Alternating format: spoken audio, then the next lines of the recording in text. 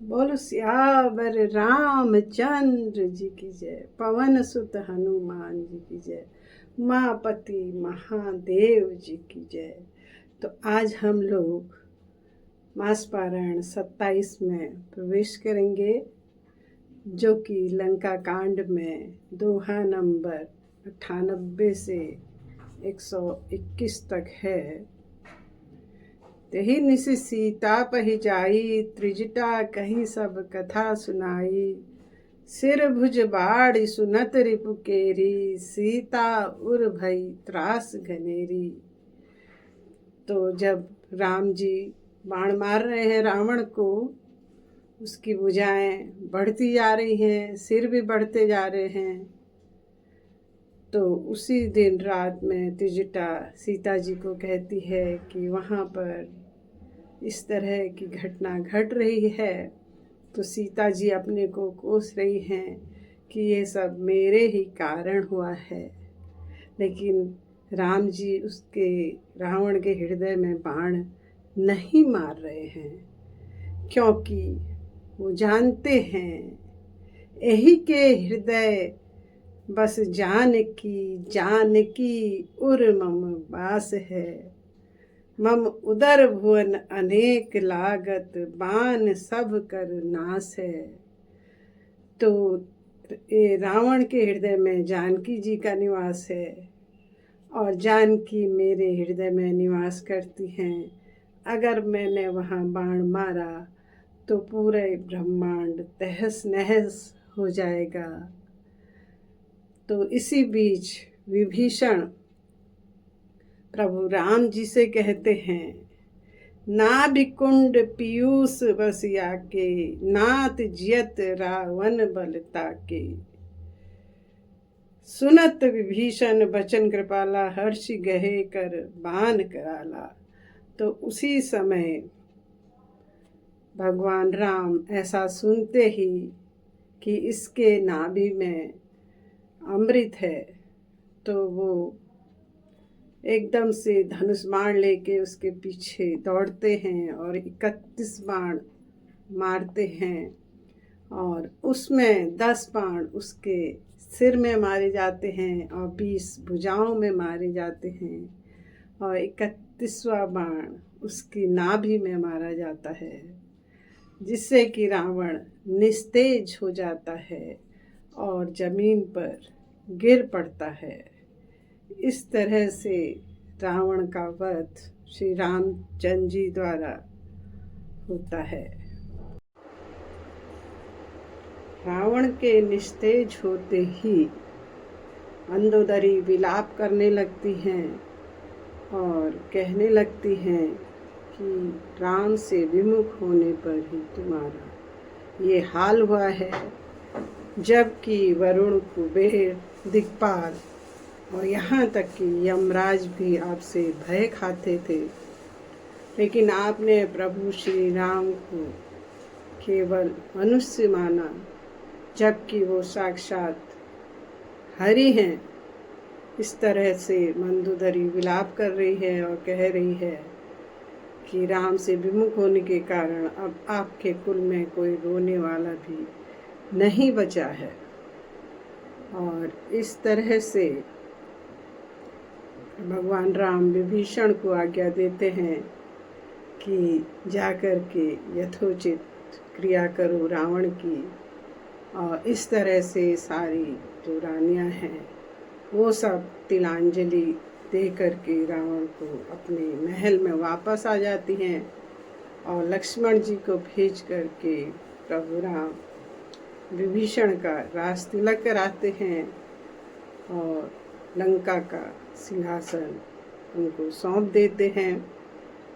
और तभी हनुमान जी, सुग्रीव, अंगद सभी माँ सीता के पास जाते हैं और यह हर्ष का समाचार उनको सुनाते हैं, और माँ से कहते हैं कि माँ, रावण मारा गया है और प्रभु राम विजय हुए हैं और हम आपको दिवाने आए हैं।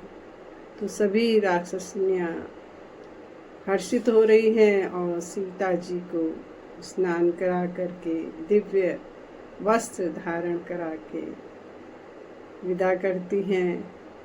और इस तरह से सीता जी राम जी के पास आती हैं और यहाँ पर प्रभु श्री राम फिर से एक लीला कर रहे हैं, क्योंकि जिस समय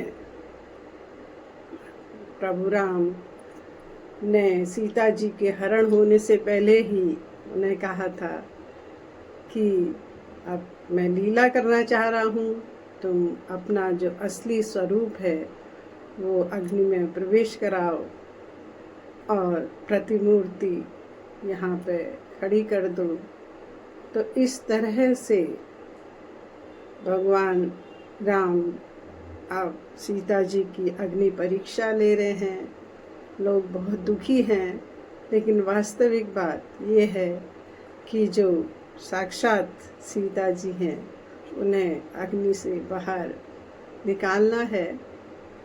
तो इस तरह से फिर सारे देवता खुश हो रहे हैं, वर्षा कर रहे हैं फूलों की। तो सभी देवताओं में हर्ष की लहर दौड़ पड़ी। ब्रह्मा जी आए, उन्होंने भगवान श्री राम की आराधना की। जय राम सदा सुख धाम हरे। और इसके बाद इंद्र आए, उन्होंने भी प्रभु राम की आराधना की है।